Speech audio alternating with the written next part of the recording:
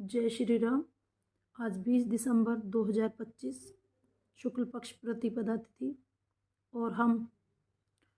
श्री वाल्मीकि रामायण का बालकांड का 10वां सर्ग ऋष्यशृंग की कथा पढ़ रहे हैं। और हमने पढ़ा कि सुमंत ने राजा दशरथ जी असव में यज्ञ कर रहे थे पुत्र प्राप्ति की कामना हेतु, और सुमंत आकर उन्हें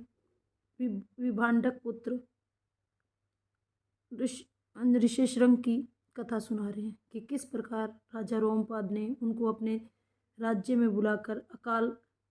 खत्म करने के लिए अपने राज्य में बुलाया और बारिश हुई और राजा ने अपनी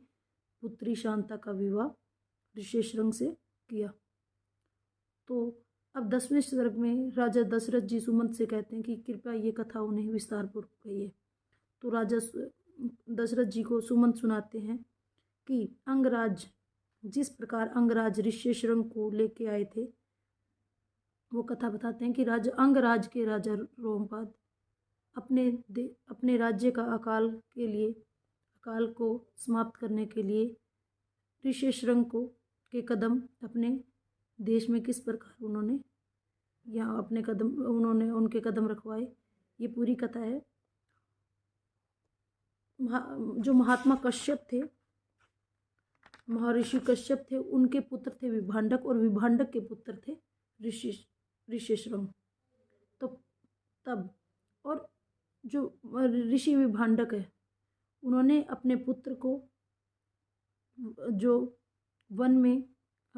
तपस्या जो करवाई थी, तो उसमें था कि जो ऋष्यशृंग थे ऋषि, उन्होंने अपने पिता के अलावा कोई व्यक्ति नहीं देखा था, और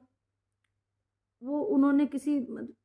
स्त्री या किसी और तो दूर की बात, उन्होंने कोई दूसरा इंसान भी नहीं देखा था अपने पिता के अलावा। तो इसीलिए वो अग्नि परिचर्या और पितृ सेवा के अलावा वो कुछ नहीं,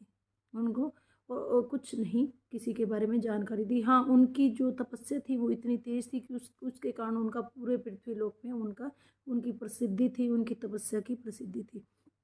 तो जब राजा रोमपाद ने अपने प्रदेश में अकाल की समाप्ति के लिए